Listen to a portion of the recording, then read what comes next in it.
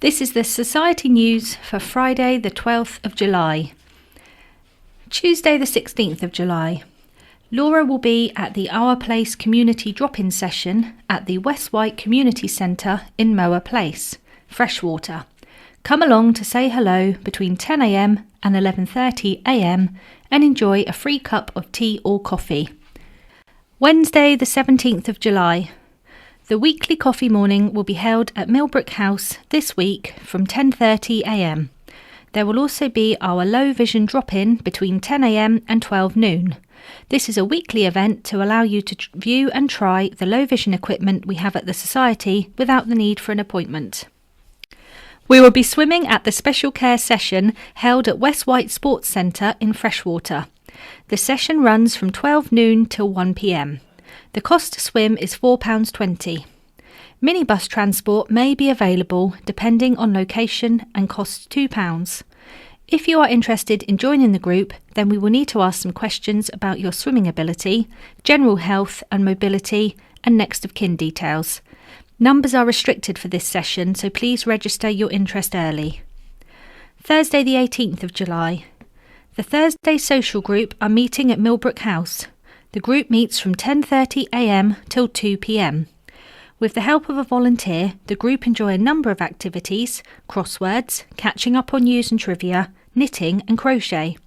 They are currently making pom-poms to make into a blanket. This very friendly, mixed group also love to chat and enjoy lunch together. Later in the afternoon, volunteers come in and read to the group on different topics. If you would like to join the group, then please contact the Society on 522205. Any other news? Sight for Wight takes pleasure in inviting members to the Sight for Wight Members Forum on Wednesday, the 17th of July at Millbrook House, from 11:30 a.m. till 1 p.m. RSVP and advance questions by Monday, the 15th of July, please. For further information, please email inquiries@iwsb.org.uk or 522205. Noir anti-glare shields and filters. We now have a sample set of the most popular filters and frames available to try. These can be mixed and matched to individual requirements and then ordered. They are available to view at the Low Vision drop-in on Wednesdays, or if you would prefer to make an appointment, please contact the Society on 522205 or email members@iwsb.org.uk. Raffle tickets are now available for our annual raffle, which will be drawn on the 31st of October. The tickets are £1 each and come in a book of 5 tickets. Please contact Sight for Wight on 522205 or email inquiries@iwsb.org.uk if you would like to purchase tickets. The Society is looking for donations of tombola prizes for upcoming summer shows and also donations of raffle prizes, i.e. meals, gift tokens, etc. from businesses. If you are able to help, please contact the Society. Dress for Less, our boutique dress agency, is holding a ladies' fashion evening on Wednesday the 24th of July from 4:30 p.m. till 7 p.m. Tickets are £3 and available from Sight for Wight or Dress for Less. This includes a glass of bubbly and nibbles. We will be joined by Tropic Green Beauty, Summer Lilies Florist, Jewellery by Emily and The Body Shop. Selected clothing items will be available at 50% discount. All profits will go to Sight for Wight. For more information, please call Dress for Less on 523197 or pop into the shop at 114 St James's Street, Newport. RNIB invites you to come and connect. Please note the change of location details and dates. The RNIB would like to hear your feedback and update you with what is going on in the community. So you're invited to come and connect with RNIB, other local support, and most importantly, each other. Friday the 2nd of August 2019, 10 a.m. to 1 p.m. at the Honey Hill Room, the Riverside Centre in Newport. Please note the change of venue, as this had previously been advertised as the Falcon Cross Hall in Shanklin. If you'd like to join the RNIB at an event, please RSVP by contacting the community facilitator Hazel Cross. Her email is hazel.cross@rnib.org.uk, or you can phone her on 075 25 923 093. Open Sight Hampshire are hosting the Eye Contact exhibition on Wednesday the 29th of September between 10 a.m. and 5 p.m. at the Aegeus Bowl in Southampton. It is Hampshire's biggest free exhibition, which brings together the latest equipment and services available to those with or at risk of sight loss. For more information, please call 02380 641 244 or visit their website www.opensight.org.uk. This week's In Touch, a blind Shakespearean debut. A blind actor on joining the RSC and a visually impaired therapist on getting mental health support. William Phillips is a visually impaired cognitive behavioural therapy specialist who works to make CBT accessible to others with sight loss. He lays out how blind people can go about getting mental health support that suits them. There was a huge response to last week's programme with Ashley Cox's story about struggling to find a counsellor. We read a selection of your emails. Visually impaired actor Karina Jones stars in the Royal Shakespeare Company's current productions of As You Like It and Measure for Measure.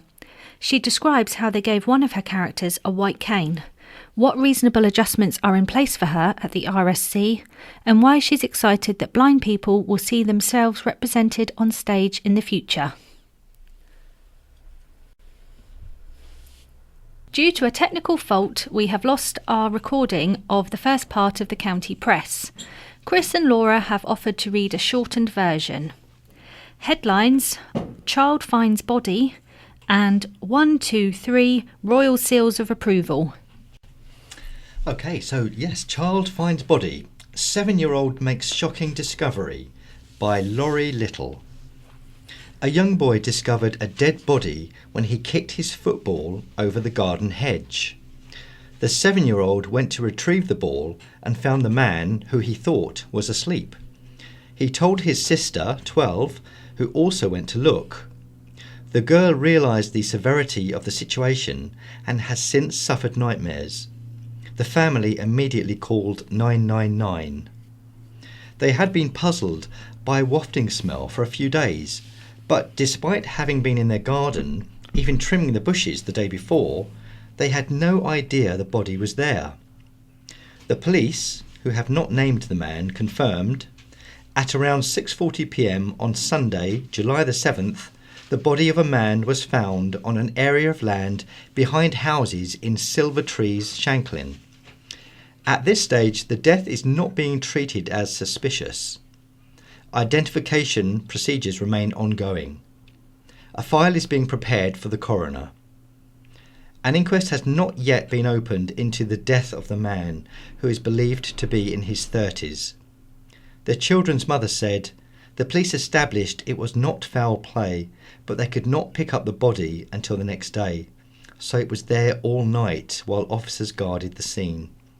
It is very sad, and all we can hope is that the man's family have some closure now." 1, 2, 3 royal seals of approval by Mal Butler. 2 Isle of Wight charities and a business have been presented with the Queen's Award. All 3, the voluntary groups Friends of Freshwater Library and the Alzheimer's Cafe Isle of Wight and Eco Clothing Company Rapanui and its tea meal production facility, were this week presented with their awards by the island's Lord Lieutenant Susie Sheldon. For the charities, it is the highest award a volunteer group can receive in the UK, while Rapanui, based in Freshwater, has been honoured for its innovation.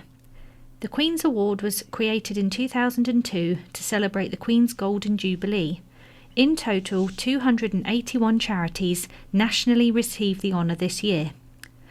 Friends of Freshwater Library, founded in 2012 with the aim of keeping the library open, has become a thriving community group committed to the preservation and development of the library through fundraising, events and day-to-day support of the library service. The Alzheimer's Cafe hosts 8 cafes across the island, 3 in Newport and in Ryde, Totland, Ventnor, Sandown and Cowes. Rapa Nui received the award for its Tea Mill project, an online platform which enables people to design and sell their own T-shirts using the company's resources and production facilities. The T-shirts are designed to be remade, cutting down on waste. Friends of Freshwater Library Chair Anne Fraser said, "We are thrilled and honoured to receive this prestigious award, which pays tribute to the hard work, commitment and support of our committee, dedicated volunteers, Friends of Freshwater Library members and the West Wight community." Maggie Bennett, the Chief Executive of the Alzheimer's Cafe Isle of Wight, said, "I'm absolutely delighted we have been recognised.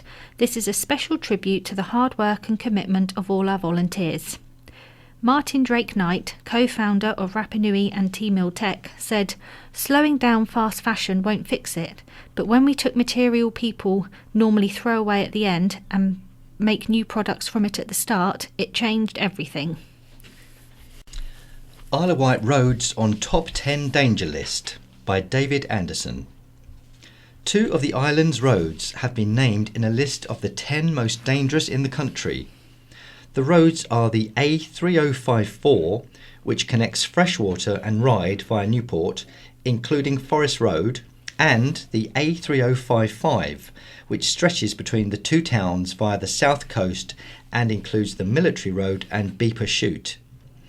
Island Road stated they had been working to improve road safety, but clarified that specific road safety schemes or new additions to the highway still fall under the scope of the Isle of Wight Council.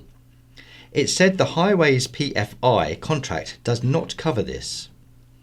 A statement from Island Roads said, "Through the Highway Improvement Partnership, Island Roads has since 2013 undertaken an island-wide programme of activity to upgrade the network to meet the required safety standards.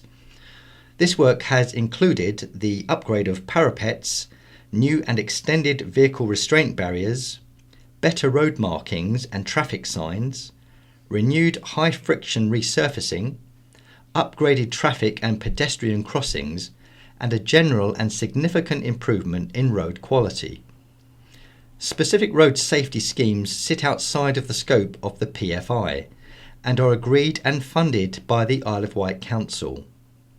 Island Roads maintains a database of all road collisions resulting in injury and make recommendations to the Isle of Wight Council where road safety could be improved. There are many reasons why collisions occur. Driver error is by far the most common factor, and, unfortunately, it is not possible to remove all risks by engineering solutions alone. The list ranked Britain's top 10 persistently higher risk rural roads from 2012 to 2014 and 2015 to 2017, and was part of a report by the Road Safety Foundation and Ageas Insurance. Minister to visit Camp Hill by Joshua Silverwood. The government's Justice Minister will visit the island to discuss the future of the former Camp Hill prison site. MP Bob Seeley raised the issue in the House of Commons on Tuesday to push for the sale of the site, which has been earmarked for redevelopment. A demolition survey has already been commissioned. Mr Seeley called for the old prison to be demolished and replaced with affordable housing. He said in Parliament, "Will the Minister update us on the sale or the transfer to the Isle of Wight Council of Camp Hill Prison? Is he aware of the importance of the site to the island and to public housing on the island? And does he understand the frustrations of islanders who see yet another bit of land being land banked by either developers or government departments?" The Minister of State for Justice, Robert Buckland, agreed to meet Mr Seeley at the site to discuss finalising the sale. Mr. Buckland said he wanted to see the land put to good use and agreed to visit the island later this month to meet with Mr. Seeley and council representatives once the demolition survey has been completed. Last year, former Prison Secretary Rory Stewart put forward plans to sell the Camp Hill site to the council for a token amount of £1. The site has been earmarked for housing as part of the council's wider regeneration strategy, along with plans to remodel the surrounding roads. The prison itself has not been used since 2013. It was closed after Parkhurst and Albany were merged to form HMP Isle of Wight. Mr. Seeley said, if the council and housing associations can develop this site, which has already been built on, we should be able to say no to developers who want to build housing, very often not for islanders, on greenfield sites, which damages our landscape, our quality of life and our visitor economy. Camp Hill will be an example of sustainable development of housing, built in appropriate numbers for islanders and preferably by islanders. Bright Future for Students by Liam Chorley. Artists, designers and fashionistas celebrated their achievements with a final spectacular show. Students at the Island Innovations Sixth Form Campus Art Foundation course showcased their art and design work at the Depository in Ryde. The course, run by Hannah Woodford, who has taught fashion and textiles for more than 10 years, is the only one of its kind on the island. It provides students with an extra year after A-levels to develop their creative skills before going to university. Hannah said, "This year's cohort have done exceptionally well. The show, a mixture of fashion, textiles and fine artwork, was a celebration of their final project and achievements. All 11 students on the course have secured places at some of the best universities in the UK. One student, Joel Lines, has been offered a place at Central St Martin's in London, which is renowned for training some of the best designers in the world to study BA fashion print," said Hannah. Others, like Jack Janvrin and Abigail Bright, are going to Kingston School of Art to study fashion design. She praised their fellow students, Megan Tweed, Isella Rogers, Shanique Green, Poppy Amor Leng, Daisy Steed, Jack Hartill, Courtney Locke and Georgie Harris, who have also secured university places. Supply Teachers Underpaid by Emily Pearce. Supply teachers are underpaid and undervalued, with 17% claiming benefits and 2% using food banks. An annual survey carried out by the National Education Union, the NEU, showed the majority of supply teachers had reported lower levels of pay compared with the previous year. Nationally, the number of teachers paid less than £100 per day has increased from 11% to 14%. 40% of supply teacher members said they were paid between £100 and £124 per day, down from 41% last year. Peter Shreve, Joint Branch Secretary for the Isle of Wight NEU, said the island's local authority used to run supply pools, but these direct arrangements between supply teachers and schools collapsed some time ago, creating a vacuum and a free market system which does not help staff or schools. Supply teachers endure low pay, few benefits and little support. There is no sick pay, little continuing professional development and, at best, a poor pension scheme. A daily rate of £100 would result in a supply teacher earning £4,000 less than a newly qualified teacher in a full-time post. Mr. Shreve said many teachers switched to supply teaching because of the excessive workload faced by those in permanent posts, while others did so because they could not find a permanent role. He said, "We know many teachers try and ease their workload, often because of the desire to have more quality family time and go part-time. However, they usually soon discover that their workload does not substantially decrease. The supply teacher situation is becoming ever more unfair, with experienced teachers not only underpaid but undervalued." Of the survey respondents, 56% said low pay and low incomes had compelled them to take on other work, with 17% saying they claim benefits and 2% saying they use food banks. The annual survey, carried out between May and June, received 1,450 responses. Help our eyesore town. A Sandown resident has set up a petition to urge the Isle of Wight Council to do something about the town's unattractive sites. Sandown currently has multiple eyesore properties on and around the seafront. Sally McConkey of Cross Street, Sandown, set up a petition last week urging local authorities to take action because she says the town is currently in the worst state she has ever seen it. Sally said, "I grew up here. My parents were in the tourist industry and I know a lot of the economy of Sandown is based around tourism. Over the last few years, the state of Sandown has steadily got worse. I have heard tourists say how bad it is. Is that going to have a knock-on effect? Are they going to come back? The Ocean Hotel is the last straw for me. It was the best hotel in the town and it is now literally a rubbish tip. They look like building sites and developments are going to continue, but tourists don't see that. They just see building sites."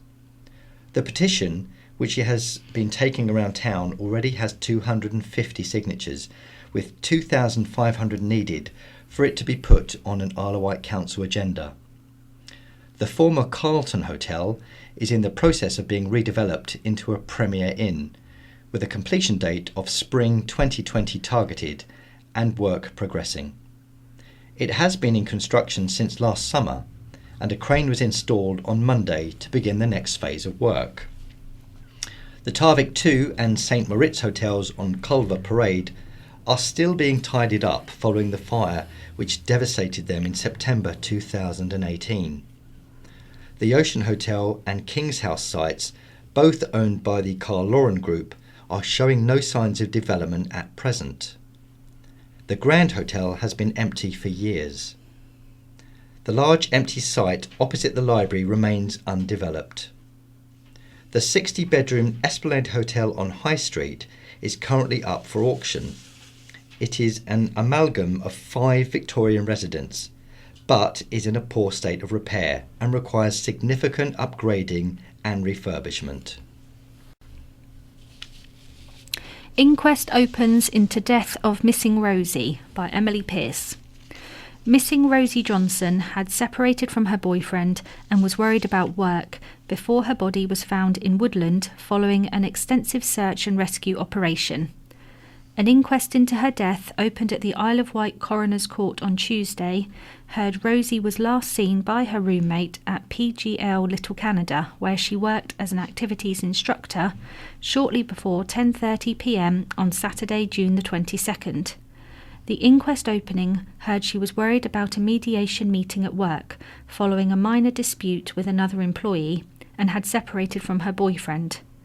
She had been drinking alcohol and was described as being in a heightened emotional state. Rosie, 22, was reported missing by her employer on Monday, June the 24th, when she did not turn up for work, which was considered out of character. An extensive search was carried out, largely in the Wootton area. Her body was found hanging in Woodland near Bridlesford at 3:20 p.m. on Friday, June the 28th. A post-mortem examination found the cause of death was hanging. Her family were not present at the hearing. The inquest was adjourned to November the 20th. Rosie, from the village of Strachan in Aberdeenshire, was a Glasgow University zoology graduate and the niece of Scottish politician Daniel Johnson. Following a huge land, air and sea search involving the island's Coast Guard rescue teams, police and volunteers, Isle of Wight Search and Rescue, Wight SAR, has thanked all those who helped look for Rosie and supported the rescue teams. Wight SAR founder and chair, Dean Terrett, said, "I would like to convey sincere and heartfelt condolences to the family, friends and colleagues of Rosie Johnson.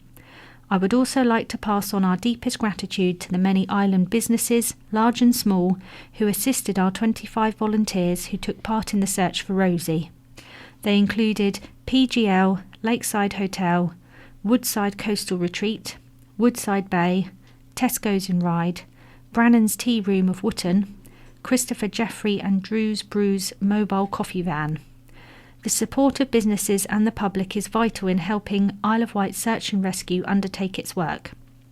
Without this support, we would simply be unable to mobilise and assist the other emergency services in times of need. Though the search for Rosie ended in tragedy, we would nevertheless wish to publicly recognise the support of everyone who contributed to the efforts to locate her. Isle of Wight suffers from slums and cowboy landlords by David Anderson. Cowboy landlords and slum housing are part of a systemic housing problem on the Isle of Wight, a council meeting heard. The problems with social housing and private landlords were discussed by the Policy and Scrutiny Committee for Neighbourhoods and Regeneration. Jamie Brenchley, Housing Needs Service Manager at the Isle of Wight Council, summarised the work he has been doing since December and addressed ongoing issues. He said the number of people on the housing register has increased by 19% from April 2018 to June 2019, and the number continues to rise. What we're facing is an increased demand for services, he said. We don't have resource to meet need, and we don't have a suite of options that are diverse enough to meet the individuals and households sent to us that we have a special duty to support. Mr. Brenchley praised improvements, including reducing the number of families exceeding 6 weeks in B&B accommodation from the 10th highest in the country 6 months ago to 0 today. Councillor Michael Lilly for Ryde East slammed the quality of private rented accommodation on offer, saying a lot of it in Ryde was just slums. He said, "They are in appalling state and people are actually rehoused there or are put there and no one is really tackling those landlords." Councillor Lilly asked the committee how they could be more forceful on landlords and suggested the possibility of compulsory purchase orders. Chris Ashman, a director of regeneration at Isle of Wight Council, said the challenge was to meet the supply.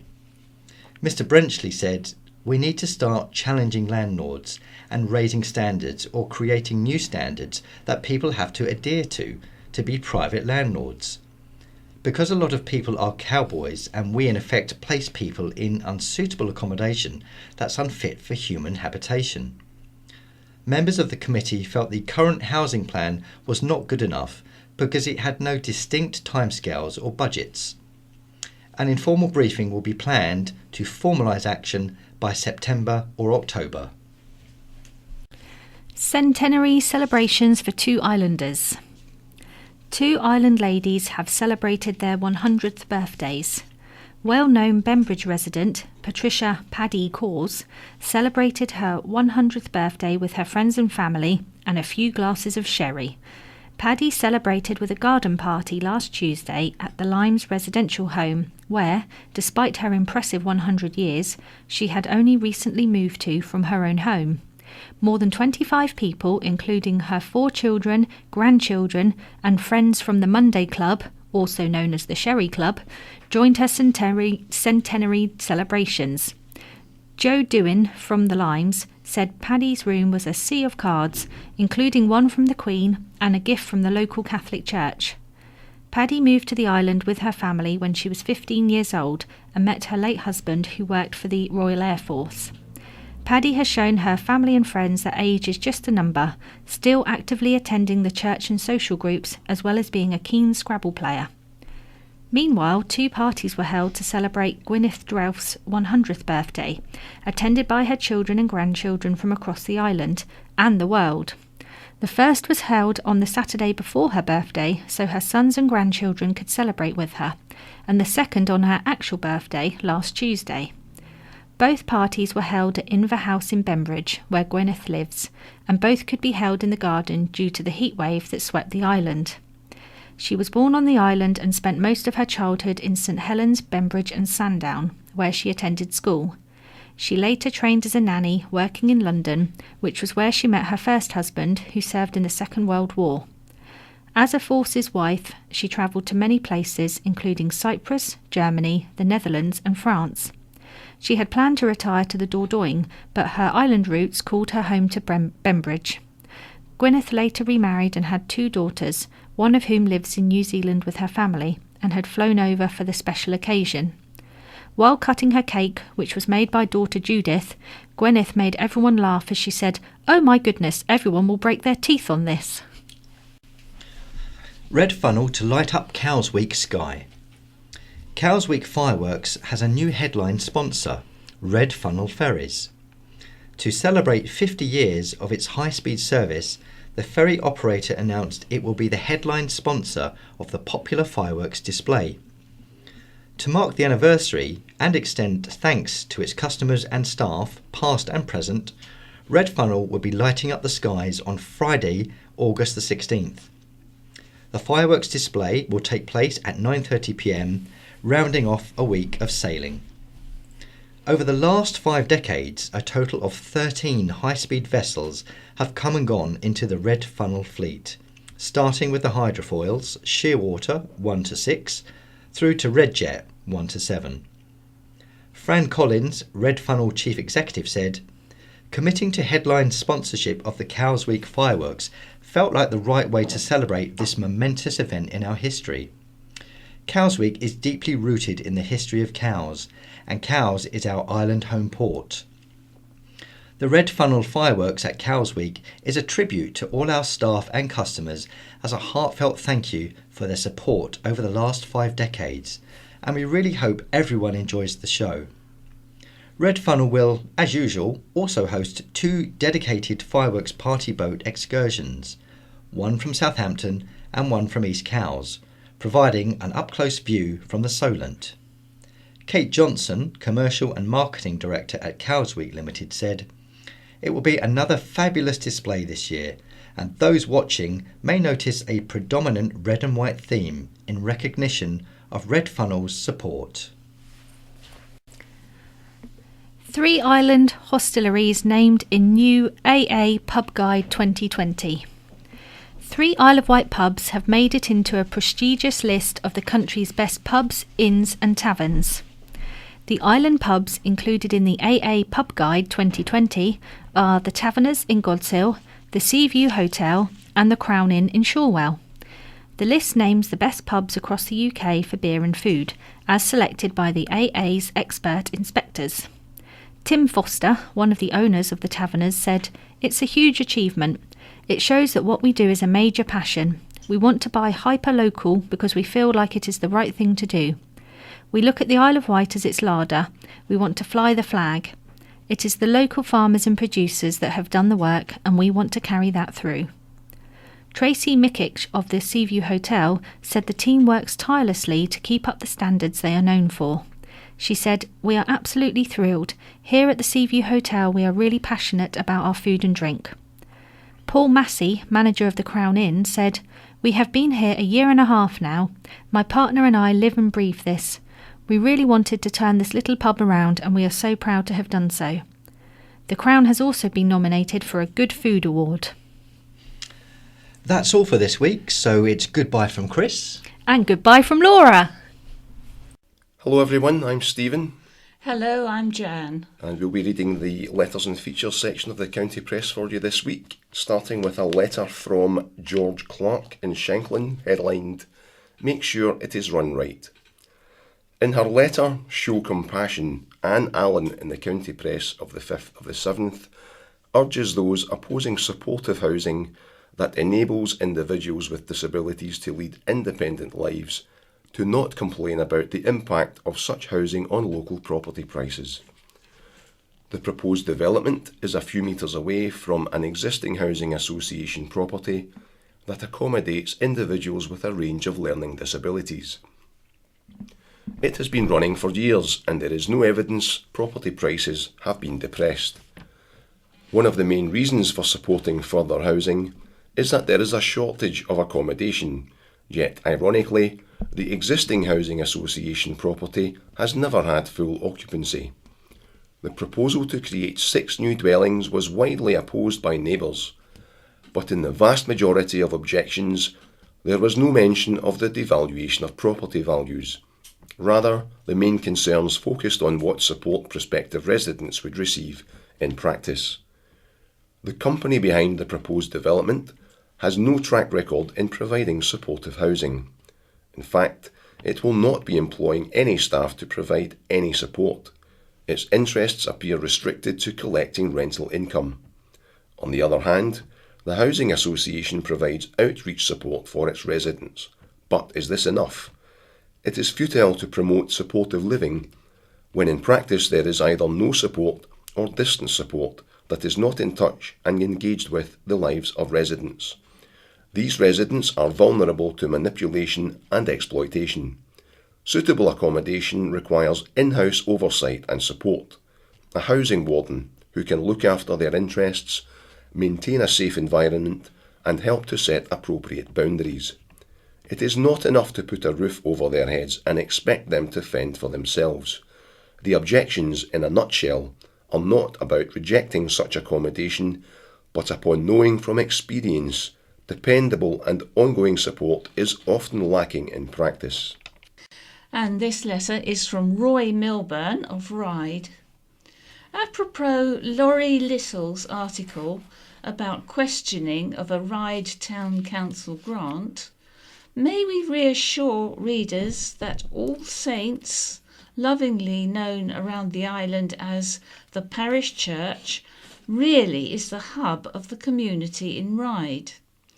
It provides support for so many, including an AA group, an Alzheimer's cafe, an NHS therapy group, dancers, singers and keep fitters, community health and social care, brownies, fibromyalgia and other groups and societies, school groups, arts classes and the U3A.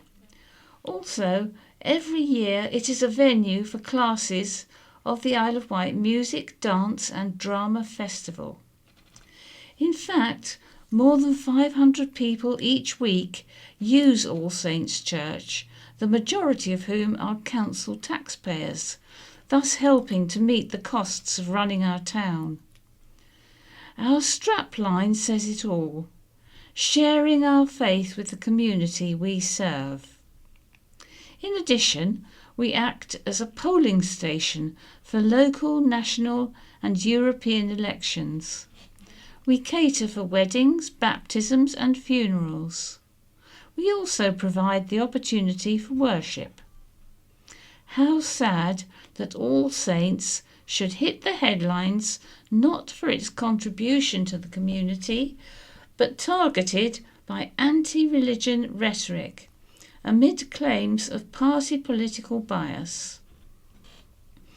It was also targeted by a couple who robbed this open and welcoming church, but they have subsequently been apprehended and charged.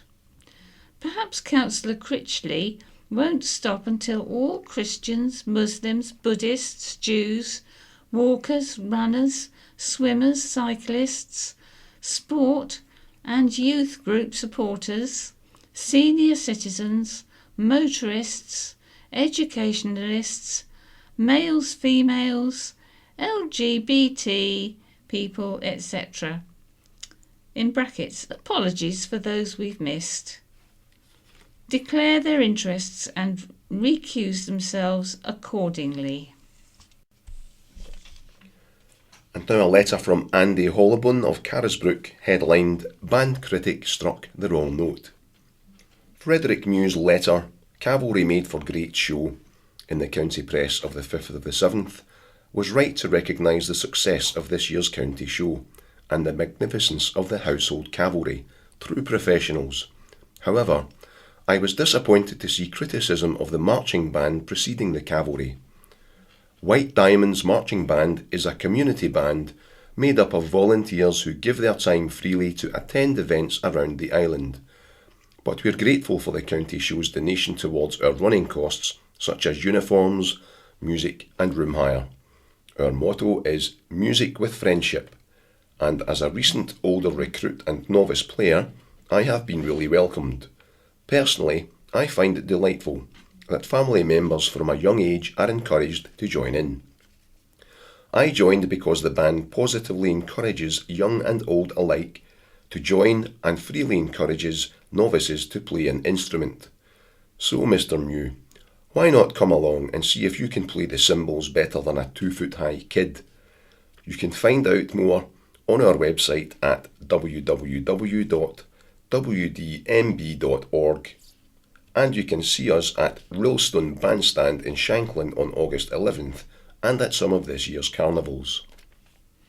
And we all have to start somewhere. This is from Donna Brimani of Rookley. Frederick Mew's letter highlighted the good and poor performances at this year's Isle of Wight County Show. Giving the benefit of the doubt, perhaps Mr. Mew forgot to mention his previous experience as a military musician. Of course, he would remember clearly that to reach the level of performance demonstrated by the Household Cavalry, one would begin one's career as a 2-foot-high kid trying to play the cymbals. I'm sure he forgot to mention the hours and hours of practice and dedication he showed to his training ensembles and bands from such a young age in readiness for taking up his career in such a wonderfully well-paid and creditable position.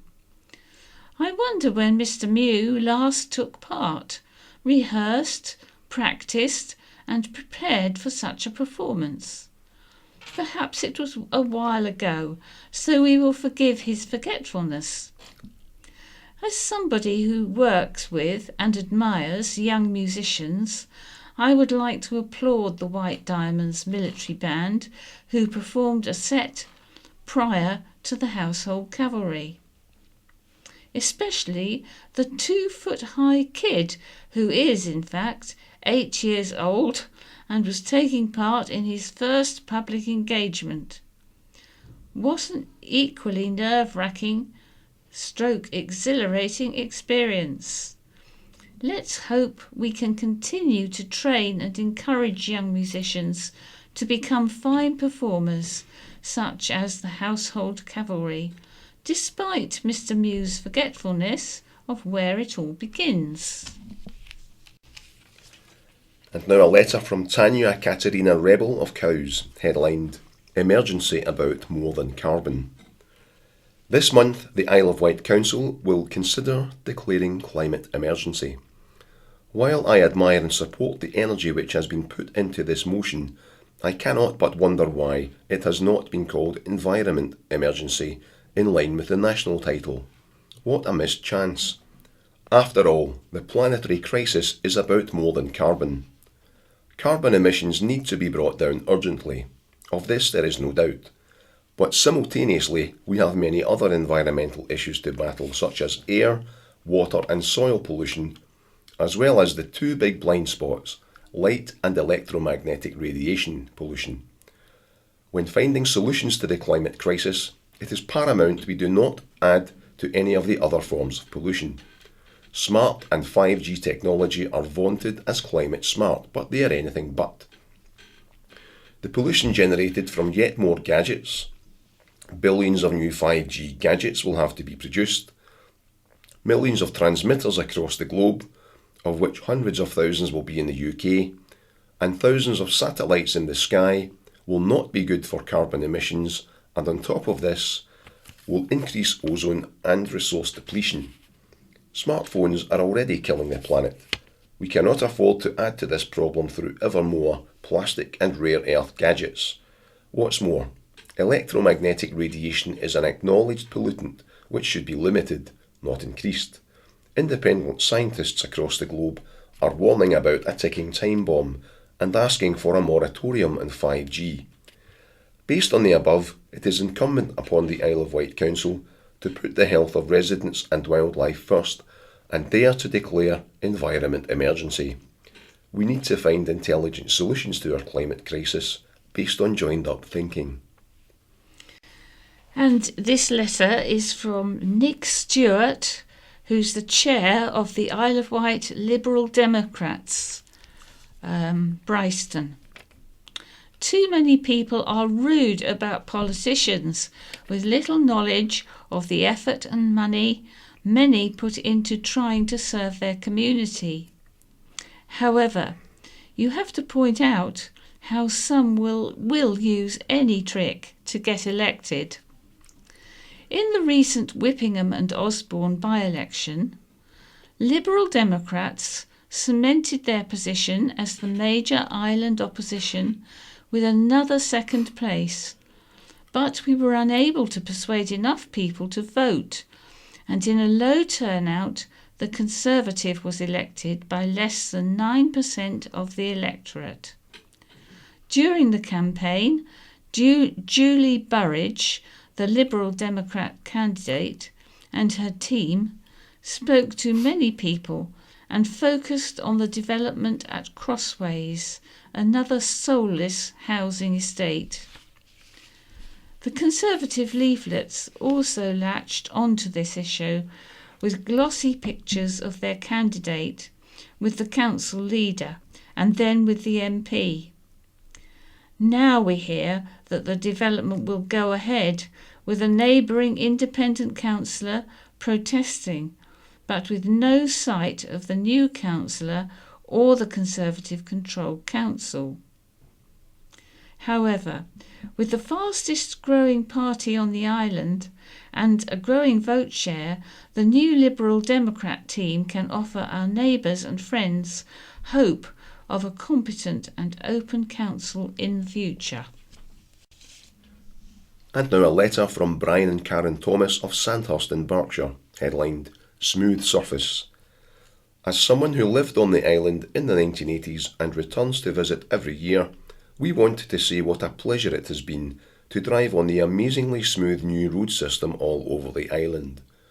We noticed last summer work had started on the main road systems, but wow, what excellent work has been carried out since then. We unfortunately have to use the potholed roads of Berkshire and can only commend the fantastic work that has been completed. And now we move on to Wight Memories. And the title is He's Making 2,000 Bricks a Day. This is by Alan Stroud. So on the eastern side of the mouth of Newtown Creek is an area known as Elmsworth. Hidden in the woods, there is a boarded up cottage. There is no road leading to it, just a rough trackway across the fields. The cottage is without electricity, gas or mains water. Yet here, for over 80 years, a family lived in virtual isolation, quite happily separated from the outside world. They were the Prangnells, and they made bricks. The Prangnell family began brickmaking at Elmsworth in the 1860s. It was an unusual lifestyle, featuring a 2-mile trek to the nearest road at Porchfield. The Prangnells' reclusive ways led some to look on the family as eccentric, which indeed they were. But they were hard-working and content, living in the wilds of nowhere, seeing only the occasional visitor. The clay there allowed them to make both yellow and red bricks, which were fired in a pair of impressive kilns, 20 feet high and 20 feet long, burning at the right temperature for up to a week. The exterior walls of their house were inlaid with samples of their decorative bricks for customers to see. And on the scullery at the back of the house there was an ornate barley twist chimney, which was removed for safety and is now on display at Newtown Town Hall. By the 1880s, Alfred was running the brickyard. He was a genuine character who was never backward in coming forward, as a county press report from July the 14th, 1888 demonstrates. The report states, Mr. Alfred Prangnell of Newtown has succeeded in a remarkable brickmaking achievement. Commencing at an early hour, in one day, he made 2,022 of the best red bricks. In a letter to us, Mr. Prangnell states that he had wine, cocoa and brandy, but according to the report, brandy did the work. He added, "I'm quite sure that 2,022 bricks was never made before in the same time, and it is doubtful whether it will ever be done again." The following week, the challenge was taken up. Jan Mathis of Swanmore Ride said, "Sir, will you please ask Mr. Prangnell to tell we a little more about his mistaken 2,000 bricks a day? Asked him if he tempers his own clay. Do he plug up hisself, or has he got somebody to do it? 'Tis all very well to say he makes 2,000 a day, but I am some more would brickmakers would like to know a little more about it. I used to know Mr. Prangnell well, very well, and a jolly fella he was too. I have a many good pints of beer at the Wold Noah's Ark at Newtown. But if Mr. Prangnell will he give we a little more information, very likely some of we will accept his challenge." And I apologise for the Isle of Wight dialect not being quite correct. Alfred's nephew Thomas was the last brickmaker at Elmsworth and fired the last kiln ever in 1913. In May 1953, an intrepid county press reporter who had heard the tale of the family who lived in the woods paid them a visit. Their farm can only be found after difficulty, for no roads lead to it, not even a track. Mr. Bill Prangnell, with his sister Annie, live in their farmhouse at Newtown where, apart from a wireless set, life goes on much as it did 100 years ago. I had my first view of a pathway leading through a tangled orchard of plum trees to the farmhouse itself, and was greeted pleasantly by Miss Annie Prangnell, who lives there, with her sister Mary and brothers Bill and Ted, all lifelong teetotalers and non-smokers. Bill extended a welcoming hand to me, a complete stranger. His bright blue eyes twinkled with delight as he proudly showed me around the house, pointing out where his forefathers had decorated the handmade wall bricks haphazardly, but nonetheless beautifully. While Bill rows a mile and a half up the creek to leave any farm produce for collection at the bridge, Annie trudges across the fields to collect the family meal from the post office at Porchfield. For lighting, they have oil lamps. When I jokingly remarked that it must be pleasant to have no electricity bills, Miss Prangnell replied smilingly, "Yes, but the income tax man knows where to find us." Annie, Mary, Ted and Billy, none of whom married, continued to live at Elmsworth in seclusion until 1954, when they were persuaded to move to a small house in Newport. Some of them even spoke their own dialect. They were all shy, with Ted and Mary hiding in another room when visitors called. Before leaving Elmsworth, which must have been a huge wrench for the family, Billy Prangnell broke and burned his boats on the foreshore. Annie, the last of the Elmsworth Prangnells, died in 1993, aged 97. Today, the remains of the kiln are overgrown and on the verge of collapse, but the work of the family lives on. Their bricks would often incorporate impressions of all manner of objects, and many of them can still be seen in houses in the Newtown and Northwood area today, including at Myrtle Cottage in Newtown. There is no public access to Elmsworth. The area is strictly private. My View, which is written by Jim Gibbons, and his title is Watch Your Pennies and Know When to Quit. The Spectator magazine runs competitions for the best misleading advice for tourists. The most memorable one is perhaps try the famous Echo in the British Museum reading room. But what is the worst advice actually given to the human race as a whole? My suggestions are as follows. From each according to his ability, to each according to his needs. Put forward by August Becker and later used by Marx. It is mostly associated with him. Sounds cosy, doesn't it? But if imposed on a population, it punishes work and rewards idleness. Buy it, you deserve it, said well-meaning friends to encourage one to spend more than she can afford. It may be true or false that you deserve it, but it is irrelevant. If you have to borrow money for it, or have to forego something else more useful to you, a moment's pleasure will not make up for a period of pain. Not that borrowing money is always bad. The classic justification is when it saves you money in the longer term, such as buying a house on a mortgage.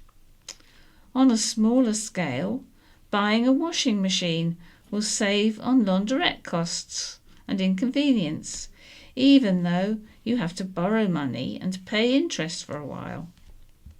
One of the frequent causes of money troubles is when a person is friendly with others who are earning more and wishing to pay her share, pays more than she can afford. The only way is to bite the bullet and say, I can't afford this. If that loses friends, they weren't friends. Be not anxious for tomorrow. Consider the lilies in the field. Those who choose not to save for their old age or the proverbial rainy day become a burden to those around them. And so we see the appalling sight of two old people in a care home costing perhaps £1,000 a week, one of whom is paying for it out of her own money, the other being paid for by the taxpayer, who would prefer to be saving for her own old age. Governments pay lip service, but little else, to encouraging us to provide for old age, and must take the blame for this sort of situation. Never give up, quitters never win. But if 1 million women want to run the fastest 100 yards, 999,999 are going to be disappointed. Despite the Declaration of Independence, people are not created equal. I prefer W.C. Field's advice. If at first you don't succeed, try again. Then give it up and find something you are good at. Last month's quotation, "'Tis all a checkerboard," is from Omar Khayyam. But on the wall of which island shop will you find this priceless advice? If at first you don't succeed, perhaps skydiving is not the sport for you.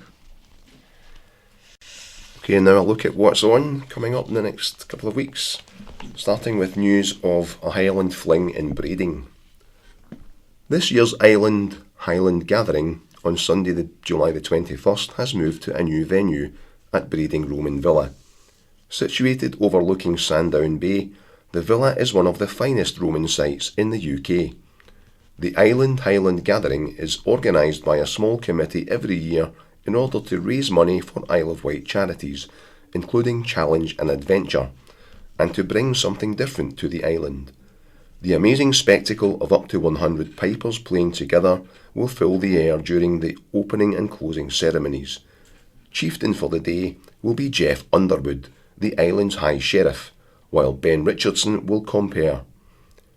This year's pipe and drum bands include Rose and Thistle from Portsmouth, the Reading Pipe Band, Glenduart Pipes and Drums Band from Surrey, and the Dartford District Pipes. You can also see the island's own Medina Marching Band and the event is delighted to welcome the newly founded Isle of Wight Highland Pipes and Drums for the first time. The island's melodic choir will perform a Motown-themed concert at Medina Theatre this weekend. Every time the large choir performs, it raises money for an island charity. This time, supporting the Friends of St Mary's Hospital, it will raise funds for the hospital equipment. It has been a busy few weeks for the choir, which recently enjoyed performing at the Dairyman's Daughter Erriton and Bargeman's Rest Newport. For their upcoming concert, they will be joined at Medina Theatre by special guests, Dance Fibers, who will perform dance routines to 3 of the songs. Almost 30 dancers, including adults and children, will be led by dance teacher Anne Abe. The concert will take place at 7:30 p.m. on Saturday. And now news of an opera festival at island venues. Opera fans will be in their element with exciting programmes on offer at 3 venues as part of the Project Opera Festival next week. Now in its second year, the Isle of Wight Summer Opera Festival runs from Thursday to Sunday, July the 21st. The first event at Holy Trinity Church in Cowes at 7 p.m. on Thursday will feature a performance of leader and art songs by composers which include Schubert, Vaughan Williams and Project Opera's own Nick Martin. Next Friday's concert at St Catherine's Church Ventnor, Viva Verdi, is dedicated to the Italian composer, with arias and ensembles from Rigoletto, La Traviata and more. It starts at 7 p.m. Ryde Methodist Church will present Tea at the Opera on Sunday, July the 21st at 3:30 p.m. The concert will feature favourites by Puccini, Bizet, Mozart and Gilbert and Sullivan. Tickets can be had from www.ticket-source.co.uk/project-opera. And Action on Hearing Loss will be at County Hall, Newport on Tuesday from 10 a.m. until noon. Come along for advice, batteries, cleaning and retubing of NHS hearing aids. No appointment necessary. For more information, call 529 533. And Action on Hearing Loss also meets at Wootton Community Centre, Brannan Way on Thursday from 10 a.m. to 11 a.m. for its monthly drop-in. Come along for advice, batteries, cleaning and retubing of NHS hearing aids. No appointment necessary. For more information, call 529 533. And now news of a jazz singer returning to the island for a concert. Jazz singer Louise Parker will return to Newport Jazz Club on Sunday. Named after Louis Armstrong, Louise grew up in a house filled with music, from the folk, calypso and opera enjoyed by her Jamaican-born mother, to the trad, swing and bebop played by her jazz-obsessed father. Following her last performance, 4 years ago, she will be supported by Matt Carter on piano, Seth Tackaberry on bass and John Wills on drums. The concert will be held at the Apollo Theatre Newport and starts at 3 p.m. Tickets are available from Jerry Cullis on 01983 730 601 or Bill Wills on 01983 523879.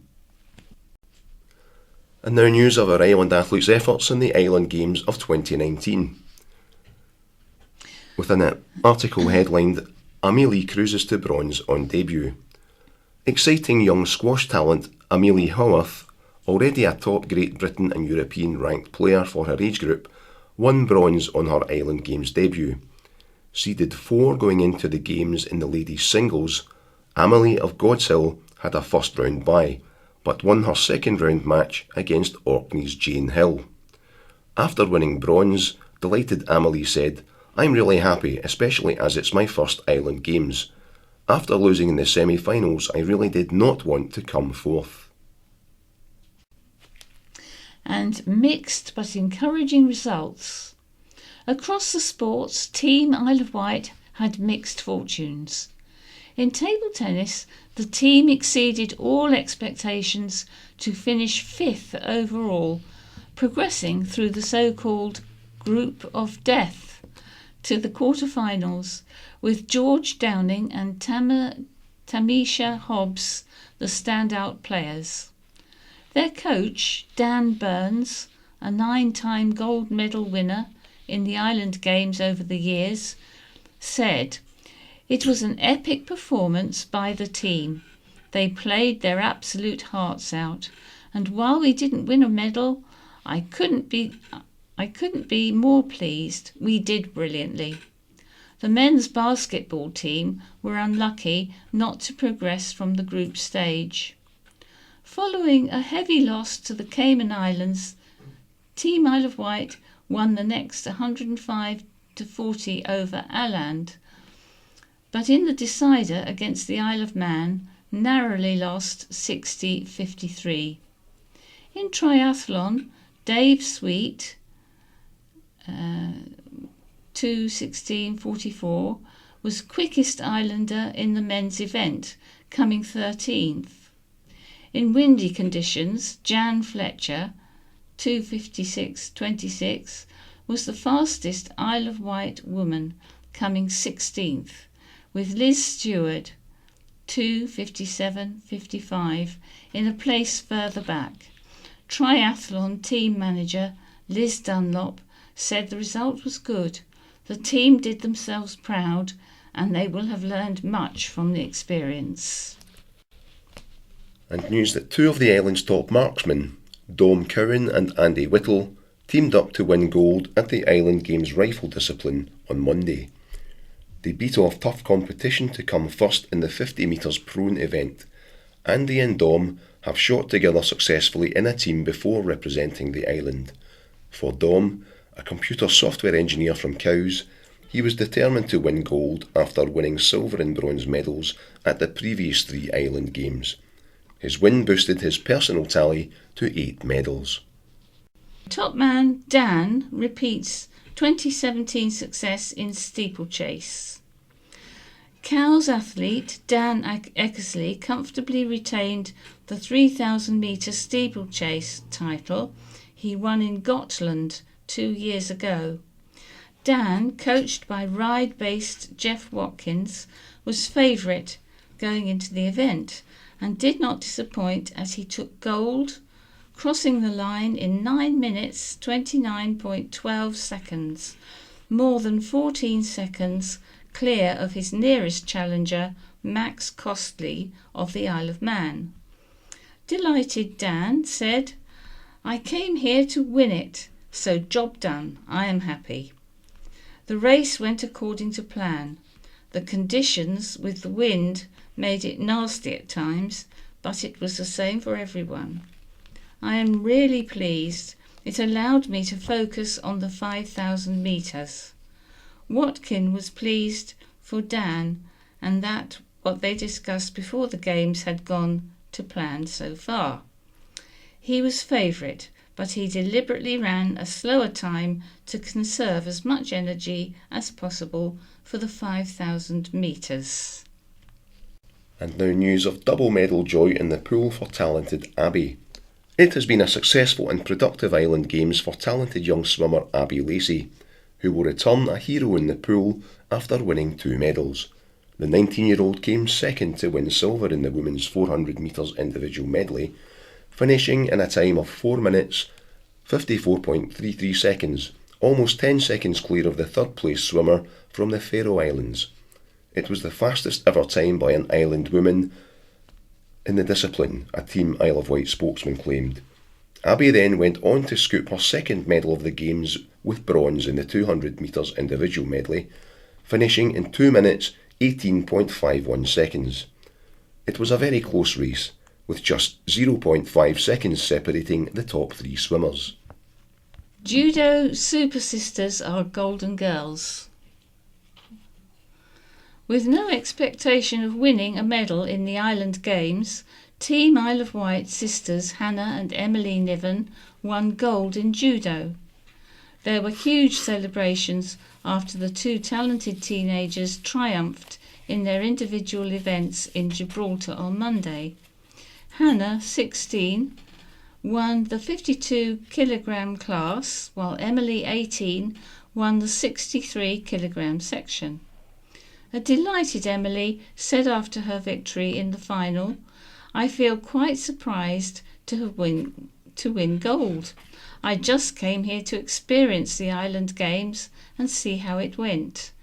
Definitely didn't think I'd come away with the medal, let alone gold."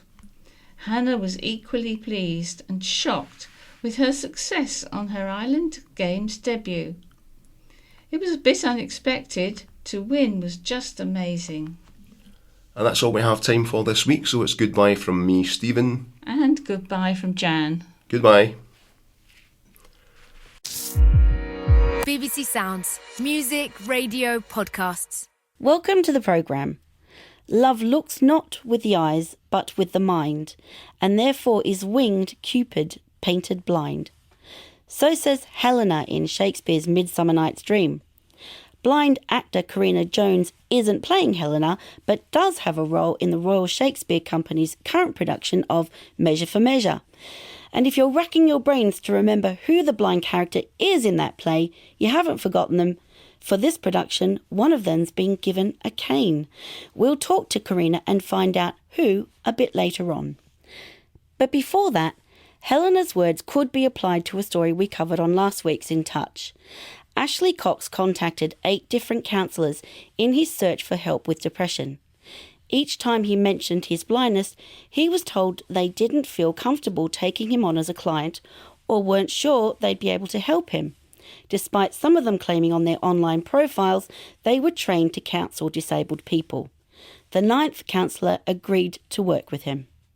You start wondering if it's you or if you've said something or done something. For me, as a disabled person, I've kind of developed quite a thick skin, so I tend to just laugh things off, and I don't know, I try not to think about it really. It's a sad reality, I suppose. Before looking for counselling himself, Ashley had gone to his GP for help and was given a brochure for Action for Blind People, now absorbed into the RNIB. We asked them what emotional support they can provide, and they told us. RNIB provides practical and emotional support through its sight loss advice service, over the phone, face-to-face at many hospital eye clinics, or through online information. Our sight loss advisors and eye clinic liaison officers receive specialist training on living with sight loss, and many have personal experience of sight loss themselves. We are proud to have developed specialist training sessions for counselling professionals based on years of experience from our sight loss counselling team and current academic research to equip them to work with people with sight loss. They also say they will have trained in excess of 70 counsellors by the end of this year. William Phillips is one of the many moved to write to us on hearing Ashley's story. He's visually impaired himself and director of Think CBT. CBT, or Cognitive Behavioural Therapy, is an evidence-based therapy which aims to help people to recognise negative thoughts and how to deal with them. What sort of mental health problems do you see visually impaired people dealing with sort of on a regular basis? Is there a thread that runs through them? First of all, loss. So probably the most common issue that I would work with are people who've experienced sight loss either through an accident, through a deterioration of an existing condition, or through some other form of illness. And in those circumstances, the emphasis tends to be around trauma, but also issues related to the physiological effects of trauma, so high levels of physical hyperarousal, so people feeling very anxious in their body, and depressed mood. The other areas that we work with can include, I guess, problems with self-esteem or low self-value, where people tend to compare themselves as a visually impaired person, maybe with their sighted counterparts at work, or maybe with their partner, if their partner can see, negatively comparing what they can or can't do, their own perceptions about themselves with other people, and then just coping. I think it's true to say that if you can't see, just getting around, working, performing daily tasks have additional challenges, and that in itself can impose additional stress, but can also lead to other conditions. Interesting, like social anxiety, so a tendency to be anxious in an unfamiliar environment or when dealing with other people. What advice would you give somebody who was thinking of trying to find the right kind of therapy for them? And that is not giving us a plug for CBT, William. That is actually saying, what should that process be and what should it look like? The headlines are pretty clear. If you have a visual impairment, you're up to 3 times more likely to be experiencing a problem with anxiety or depressed mood. You are astonishingly twice as likely to experience problems with self-harming or even suicide. And comorbidity, which is a clinical term that really means experiencing more than one problem at the same time, such as anxiety and depressed mood, is much higher if you have a visual impairment. So I think as a potential patient or as a client, it's about approaching your GP or your clinician and asking them to refer you to somebody that has experience of working with visual impairment. If you find that you're working with somebody that doesn't have experience of visual impairment, then I think the next step is to take responsibility yourself and to ask them to engage in supervision or to obtain support so that the process can be more accessible. One of the things that I find as a blind person, and I'm assuming you do, making assumptions here, William, is that when you go into a new situation like that, whether it be a new therapy situation or even with a new GP, you find that you have to educate them about your disability. Do you think we should be able to expect not to have to do that when we look into pursuing therapy for ourselves? I'm not sure that I've come across that personally, and certainly the people that I've worked with a visual impairment haven't experienced the need for special education for the referring GP or the clinician. I think what has happened is there's been a tendency to assume that because it's about sight loss or because it's about coping with maybe a pre-existing sight loss problem, that the solution is about counselling, that there's a sort of tea and sympathy kind of idea around, well, if you're coping with this, you need somebody to talk to. But surely there is a space for that. Surely there, I think there right. is a point at which, talking things out and even verbalising them to some degree can help. I mean, isn't that proven? I think that's absolutely right. And I'm certainly not indicating that counselling is unhelpful.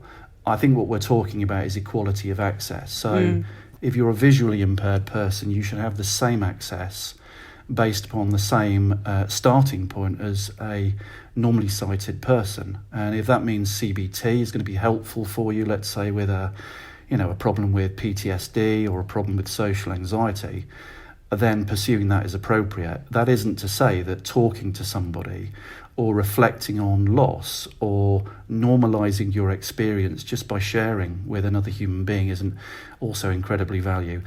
I wonder whether there is the risk of, if somebody who's visually impaired meets a therapist for the first time and the therapist is kind of looking at that person and thinking, well, of course you're going to have heightened anxiety. Of course you're going to feel that you're not coping very well. You've got a visual impairment. Whereas there might be a disconnect between that and what the people who, the person who is blind is feeling, and that actually they don't feel that their visual impairment is having the impact on their mental health, and it's clearly down to something else. Could that be a tension that's difficult for people to traverse? You think about the process that we go through therapeutically, it always starts with an initial meeting, and during that first appointment you would expect a thorough and full assessment of the presenting problems. So my advice to visually impaired people seeking therapeutic support is to hold off and meet with the therapist, go through the assessment process, be really clear with the person that you're working with about the issues that you specifically want to address. Suspend any judgments or biases until the assessment process is complete. And if you're working with a good therapist in that first appointment, you'll identify a problem list quite objectively, and you'll also identify some specific goals for therapy to work on. And I guess that would also be the same advice that you would give to a counsellor: suspend any biases or prejudice if they were looking to deal with a visually impaired person. Well, I think that's right, Lee. I would hope that anybody who works professionally within the counselling, psychology or psychotherapeutic environment is not only trained and practiced to focus on problem solving, on listening, on insight, on support rather than judgment, but that they'd also be working to their own ethical standards, which would mean that we wouldn't be in that first session making assumptions based upon anything other than what the individual is presenting with. My thanks to William Phillips. And here's just a small selection of your thoughts. Andrew Walker, a recently retired counsellor, emailed to say, I was appalled at the way in which this young man was treated. There's no justification for refusing therapy to someone on the basis of blindness. As far as I'm concerned, and I believe that the professional bodies would agree, it'd be the duty of a counsellor who did not feel able to offer their services to a client to find someone who would be prepared to undertake the work. Unfortunately, people in psychological distress are least able to challenge therapists about their conduct. Diane Wilmington Foley is a psychotherapist with a visual impairment, also retired, and she has a suggestion. There are a great many therapists out there, and not all of them are ignorant with regard to sight loss or other disability. It may be beneficial to all parties if a list of therapists who are confident enough to deal with sight loss and visual impairment was compiled and retained in each geographical area. Well, you'll be pleased to know, Diane, the RNIB is looking to post a list of counsellors trained in visual impairment on their website. Jonathan Fisher, however, feels that coping with depression is largely down to a person's own resources. Any slight or massive bouts of depression I've had were resolved entirely by my own inner mental resources. I can admire Ashley for his resilience and persistence. We visually impaired people need it. The telephone support line from RNIB is inadequately resourced, and I feel little better than a tea and sympathy service. And thank you to all who emailed intouch@bbc.co.uk or phoned to leave us a message on 0161 836 1338. Now, eyes and blindness are used by Shakespeare as metaphors for willful ignorance or unwillingness to recognise truths. Most tellingly in King Lear, and most violently too, with Gloucester having his eyes rather unceremoniously removed. But artistic director of the Royal Shakespeare Company, Gregory Doran, didn't have any of those motifs in mind when he cast Karina Jones in this season's plays Measure for Measure and As You Like It. Here he is talking about what he wants to achieve. Hamlet says that the purpose of playing, the point of theatre, if you like, is to hold a mirror up to nature. If you're a young black kid in Tottenham or an Asian kid in Coventry, say, and you don't see your face reflected in that mirror, you don't see yourself up there on those stages or on those screens, then why should you engage in that cultural offer? So we wanted to make a particular effort to just check ourselves in terms of our casting processes, to see whether we were reaching all the communities that are out there and reflecting those communities. Gregory Doran there. So his idea is to reflect society in its diversity on the stage. One of the ways he's tried to do this is to add visual impairment to Sister Francisca, a Mother Superior figure in Measure for Measure. Well, Karina Jones, I'm aware you're speaking to me from the Royal Shakespeare Company now, probably surrounded by its people, but how well do you think it's worked? I think that it's working very well, and in a way, why wouldn't it? It's something that the disability community of actors have been banging on about for years, that yep, we can play anything. It doesn't specify that any character in Shakespeare is sighted, so why can't anyone play any character? I'm doing two plays, so I'm doing As You Like It and I'm doing Measure for Measure. And the lighting is something which makes a difference to me personally when I'm acting. And As You Like It's a very light play, and Measure for Measure is a very dark play, literally, and the lighting is very dark and there's lots of mirrors around, and I have some vision around the edges. So that's proved a bit more challenging for me, but it's nothing that we haven't worked out and found ways of changing and making work really easily. So how obvious will it be to the audience that you're visually impaired? When I'm playing the nun in Measure for Measure, the costume department and the design department had a look. If a nun was visually impaired in the time when the play was set, which is in Vienna, 1910, something like that, what would be used? And so I've got it's a long cane, it's like a stick, like a brown coloured wicker stick. I have that, and I'm kind of assisted on by Isabella, who plays a novice nun. So it is fairly obvious that you're visually impaired. And how did you feel about that adaptation to the character for you? A visually impaired woman in those times would have been very vulnerable, and maybe that would be a place that she'd go to, a convent. You're playing Sister Francesca, who is a sort of Mother Superior type character. We've got a clip of her, i.e. you, speaking to Isabella. Oh, peace be in this place. Who's that which calls? It's a man's voice. Gentle Isabella, turn you the key and know his business of him. You may, I may not. You are yet unsworn. When you have vowed, you must not speak with men but in the presence of the prioress. Then, if you speak, you must not show your face, or if you show your face, you must not speak. When was the first time you saw someone like you on stage? I never have. I've seen times since I've been on stage where there's been a visually impaired woman on stage, very rarely, not at all often enough, but I never saw a reflection of myself on stage ever, no.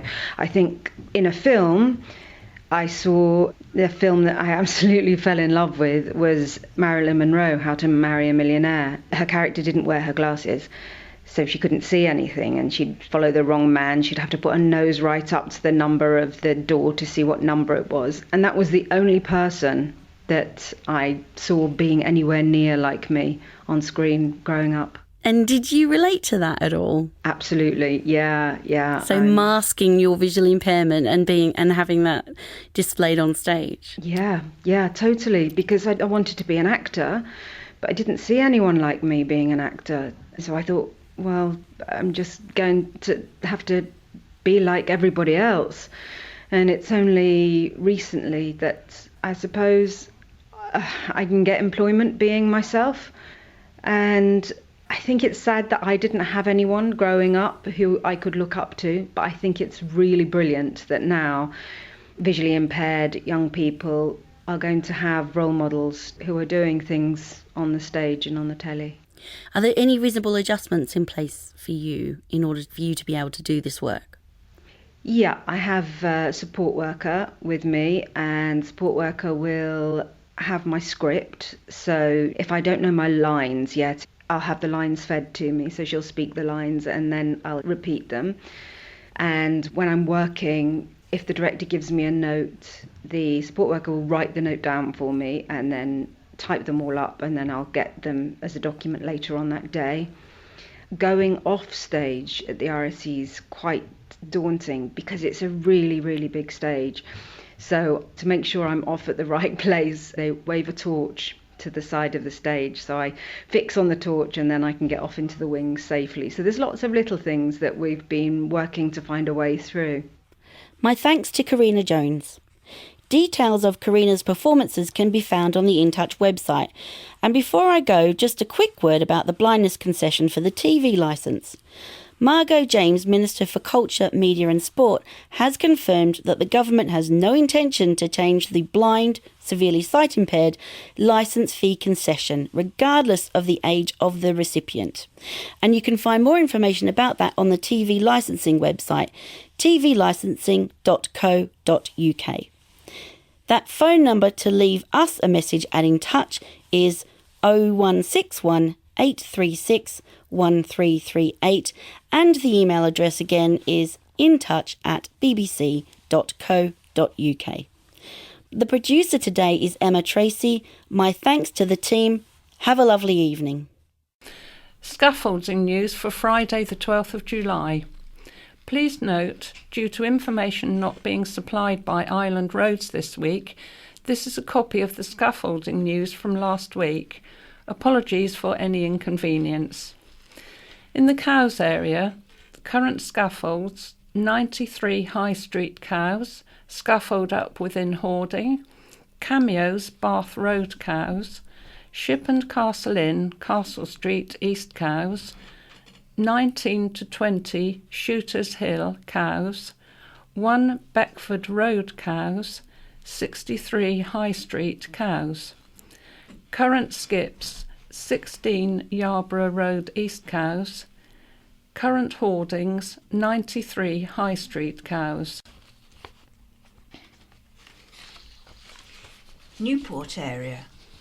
Current scaffolds, Coastal Mobility, 9 St Thomas Square, Newport. Units 1, 2 and 3, 32 High Street, Newport. 16 Trafalgar Road, Newport. 117 to 18 High Street, Newport. Key House, 43 Key Street, Newport. Pending scaffolds, Precision Hair, 50 St James's Street, Newport, and current Cherry Picker, front elevation of shops in South Street and side elevation in Orchard Street, Newport. Ride area. Current scaffolds, 34 Castle Street Ride, 35 to 36 High Street Ride, Hill Cottage, Main Road, Haven Street, Flats 31 to 36 Marymead Close Ride, 2A St James Street Ride, 22 West Street Seaview, Boots 170 High Street Ride, 18 High Street Ride, Wright's Estate Agents 187 High Street Ride. Current skips, Carita, Stein Road Seaview, parking bays at High Park Square, School Street Ride, 22 Reed Street Ride. Pending skips, Celandine, Stein Road Seaview. Sandown and Shanklin areas. Current scaffolds, Wilmer Dorkin and Vermider Cottages, Church Street, Newchurch. The Ocean Hotel Townhouses, High Street, Sandown. Chubby's, 1 Regent Street, Shanklin. New application on front elevation. Former Lloyds Bank, High Street, Sandown. Pending scaffolds, Flat 3, 46 Fitzroy Street, Sandown. Current Cherry Pickers, Downsview, Sandown. Current skips, Stower Place, Sandown. Current hoardings, Premier Inn, 1 to 9 Esplanade, Sandown, and pending mobile crane, Premier Inn, 1 to 9 Esplanade, Sandown. Ventnor area. Current scaffolds, corner of Trinity Road and Madeira Road, Ventnor, 1 Boniface Road and into Trinity Road, Ventnor.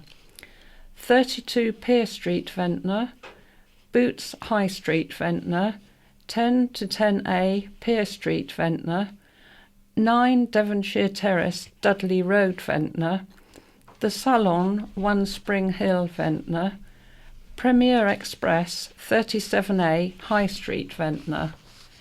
Current skips, 16 South Street, Ventnor. And West Wight area. Current scaffolds, St James's Church, St James's Street, Yarmouth. Corner of Market Square, Key Street, Yarmouth. Vehicle crossings under construction. 10 Baring Road, Cowes. 33 Clatterford Road, Newport. 105 Castle Road, Newport. Dotton's Farm, Baring Road, Cowes. 14 Mount Pleasant Road, Newport. 101 St John's Road, Newport. 8 Gurnard Heights, Gurnard.